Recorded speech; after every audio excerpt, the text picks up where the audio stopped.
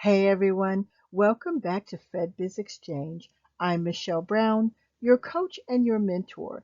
In this video, I want to talk to you guys about your SBA Woman-Owned Small Business Certification. Now, some of you are aspiring to be certified, so you may be working on that right now, but I need to talk to you guys about your NAICS codes and how they could disqualify you from being certified.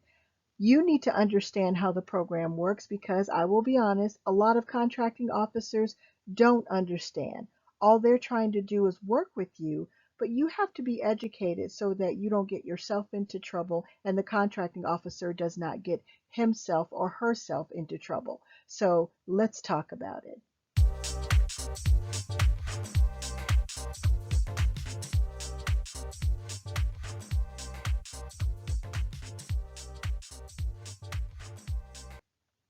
Hey, you guys, before we get started, I know government contracting can be very difficult and challenging sometimes until you learn the process. But don't forget, you have Ask Michelle B.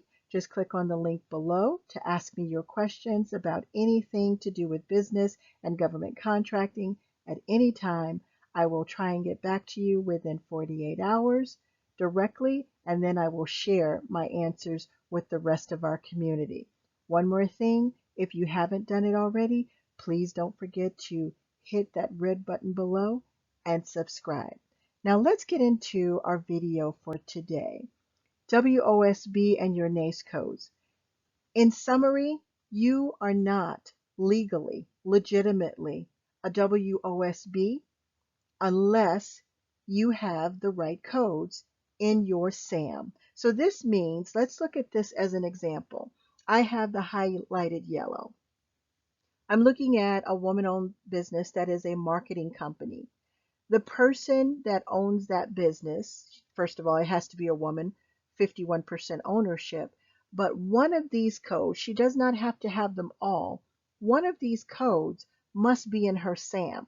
There's so many people that are not doing this right. You don't have to have all the codes, but you need to have at least one. And keep in mind, this is something the contracting officers either they don't understand or they forget, but you need to know this. They can't set aside a contract for public relations under 541820, but it's an advertising agency contract at 541810. And remember what I said, sometimes these contracting officers do not get the codes right. So they may not even have your codes the way that you feel they should have them. They may be using a completely different code that is not on this list. So what do you do about that? If a contracting officer says to you, and this happens all the time, I want to do a set aside for your company as a woman-owned small business, you have to lead them to one of your codes that fits the appropriate designation for what they want you to do. And I know it sounds hard, but it's really not. You just have to tell them. You can set this aside working with me if you want to, but it has to be a code that is on the WOSB list or the EDWOSB list, because the EDWOSB codes are not exactly the same as the WOSB codes. Okay? So you need to make sure that if a contracting officer is trying to work with you, that they understand it has to be the right code. Otherwise, it is not a legitimate SBA WOSB set aside or an SBA EDWOSB set aside. Okay? Also, EDWOSBs can bid on anything on the WOSB side. WOSBs cannot bid on anything on the EDWOSB sides. So EDWOSBs can do both. WOSBs can only do WOSB set-asides.